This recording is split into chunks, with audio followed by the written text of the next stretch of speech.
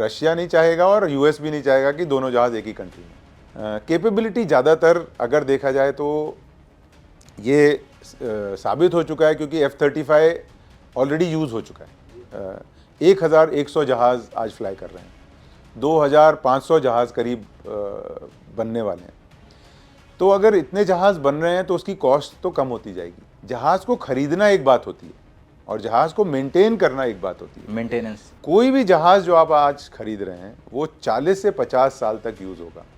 जैसे आज अमेरिका बोलता है कि हम F-35 को 2050 टू 2070 तक यूज़ करेंगे, तो अगर वो 2015 में आया तो 2070 तक हो गए उसके, तो 50 साल तक अगर हम जहाज़ यूज़ करेंगे तो उसकी लाइफ साइकिल कॉस्ट क्या है, उसके स्पेयर्स कितने आएंगे, उसके सर्विसिंग कितनी होगी, उसके लिए मुझे उस जहाज़ के कंपोनेंट्स को या उसके इंजन्स को कितनी बार भेजना पड़ेगा, कितनी बार रिप्लेस करना पड़ेगा। तो अगर आप देखा जाए तो खरीदने की कॉस्ट बहुत कम होती है, लेकिन उसकी लाइफ साइकिल में उसको मेंटेन करके उसके वेपन्स को मेंटेन करने की कॉस्ट काफ़ी होती है। और आपसे अगर ये पूछा जाए कि F-35 ही लेना चाहिए या फिर सुखोई 57, तो आपका क्या जवाब होगा? आप कैसे बोलेंगे कि हमें ये चाहिए, अगर दोनों में से एक चूज करने के लिए दिया जाए? फाइनली इस देश को दोनों में से एक ही चूज़ करना चाहिए। हाँ हाँ हाँ। क्योंकि दोनों को लेने का कोई फ़ायदा नहीं है, क्योंकि इन्वेंट्री मैनेजमेंट बहुत ही डिफ़िकल्ट हो जाएगा और दोनों का यूटिलाइजेशन डिफरेंट होगा। और मोस्ट इम्पॉर्टेंटली रशिया नहीं चाहेगा और यूएस भी नहीं चाहेगा कि दोनों जहाज़ एक ही कंट्री में। तो क्योंकि ये बेसिकली सॉफ्टवेयर डिपेंडेंट जहाज़ होते हैं, इसमें बहुत सारा डेटा एक्सचेंज होता है, कोई भी किसी को ट्रैक कर सकता है, ट्रैक करने के चांसेस होते हैं। तो दूसरा अगर मुझे इस कमेटी का मुझे ये टास्क दी जाती है तो ऑब्वियसली मैं ये देखूंगा कि आज उन दोनों जहाज़ों को किस तरह से यूटिलाइज़ किया गया है, उन दोनों जहाज़ों का प्रोडक्शन रेट क्या है, उन दोनों जहाज़ों में जो कंपोनेंट्स बन रहे हैं वो कहाँ से आ रहे हैं। कहीं चाइना से या हमारे जो देश हैं जो हमारे साथ नहीं है उनके साथ उनसे तो कोई कंपोनेंट नहीं आ रहा है।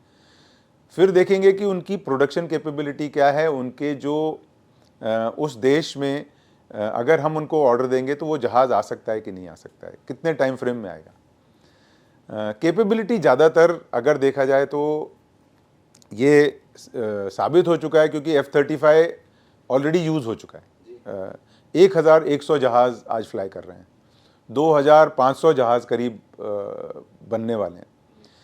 तो अगर इतने जहाज़ बन रहे हैं तो उसकी कॉस्ट तो कम होती जाएगी, लेकिन उसमें जो उसका जो लॉजिस्टिकल सिस्टम है, इसको एलिस बोलते हैं, मेन वो है।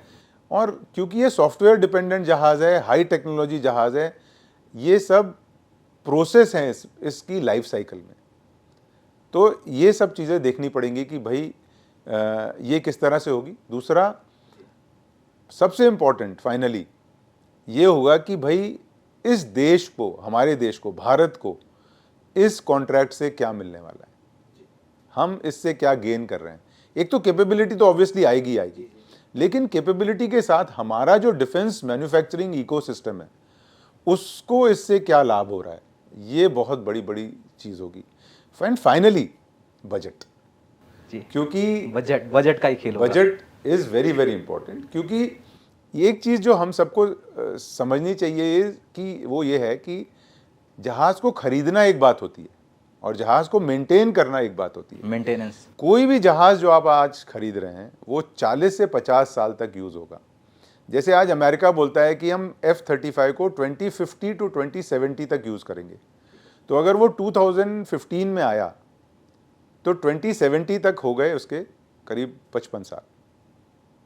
तो 50 साल तक अगर हम जहाज़ यूज़ करेंगे तो उसकी लाइफ साइकिल कॉस्ट क्या है, उसके स्पेयर्स कितने आएंगे, उसके सर्विसिंग कितनी होगी, उसके लिए मुझे उस जहाज़ के कंपोनेंट्स को या उसके इंजन्स को कितनी बार भेजना पड़ेगा, कितनी बार रिप्लेस करना पड़ेगा।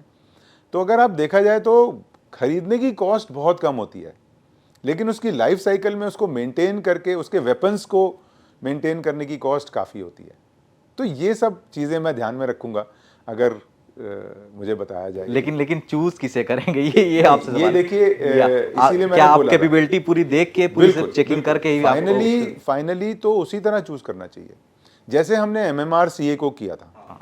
ये सवाल मेरा छूट गया था। MMRCA जो हमने इवैल्यूएशन किया था, आई थिंक वो हमारे हिस्ट्री में एक बहुत ही डिटेल्ड और बेहतरीन इवैल्यूएशन था।